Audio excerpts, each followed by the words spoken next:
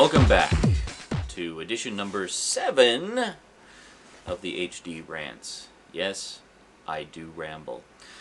This time around, I'm going to try to make them a little shorter for the next little while, because there's just sort of some specific little topics I wanted to talk about that, you know, don't really need 10 minutes of babbling to address. During the format war, there were a lot of arguments that came up that I thought were quite, well, funny in that they were so badly misinformed. For example, one of them was, people were saying the whole Blu-ray versus HD DVD thing is exactly the same as VHS versus beta. Actually, no.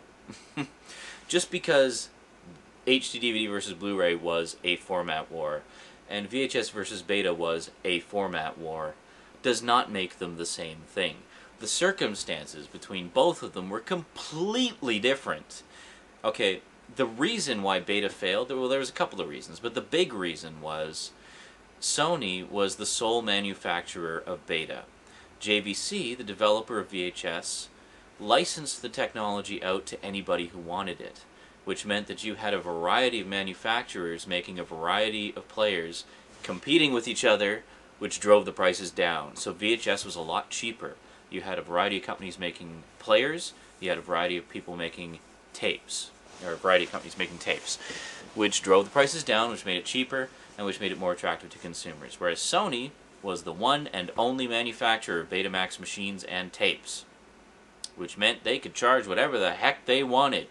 And by golly, they were going to make billions off of it, so they charged a lot. Yeah.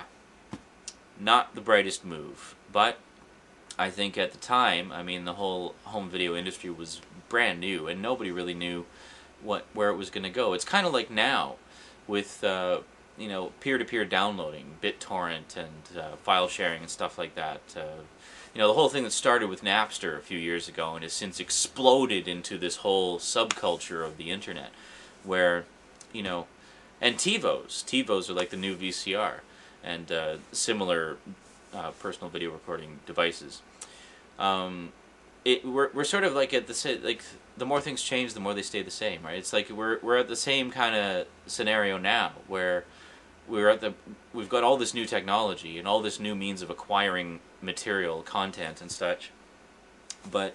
And of course, the music industry and the video and the movie industry is up in arms, saying, "Oh, this is going to destroy our profits and blah blah blah, theft, piracy, yada yada yada." And the reality is, it's not going to be like that at all. The VCR didn't destroy the movie industry. You know, burnable CDs didn't destroy the music industry. MP3 and video downloads are not going to destroy those industries either. You know, they'll find some way to make money off of it, or to compensate for their perceived losses through people downloading free files. One thing they're talking about now is putting it into our taxes, that will basically have a file sharing tax, where, you know, we pay $5 on our taxes or something to cover file sharing. Whatever, fine. I'm happy to do that if it means they'll just buzz off and leave us alone doing what we're going to do anyway, no matter what they say, you know. Like for me personally, I don't even use a VCR anymore. I own a couple of VCRs. The only reason I keep them around is because I have a lot of old stuff on VHS that I'm converting to digital. Once I convert all that stuff, you know, like home movies, like I literally have hundreds of home movie tapes of me and my friends and family from over the years, and I want to preserve them, you know, for future generations to enjoy, and for myself to enjoy in more convenient form. So, you know, an ongoing pet project of mine is digitizing all of them to the computer and putting them on DVD and, you know, archiving them. I've discussed this before with the Blu-ray storage capacity thing. It's an ongoing project. So that's the only reason, that's the only thing I use my VCRs for anymore. If there's a TV show on that I want to see, and it isn't out on DVD yet, I download it. I watch it, and if I like it, I buy the DVDs when they come out. You know, like, don't tell me I don't support the video industry. I have a huge DVD collection, and it is growing all the time. I love watching TV shows on DVD. I mean, A, I get beautiful quality, B, I get beautiful sound. I get nice packaging, and I get to watch them all. As many as I want at a time, and sit down and watch a whole season in one sitting if I want to. It's great. I love TV on DVD. So, the whole thing about file sharing going to destroy the world, I don't think so. It's the new technology version of the VCR, essentially.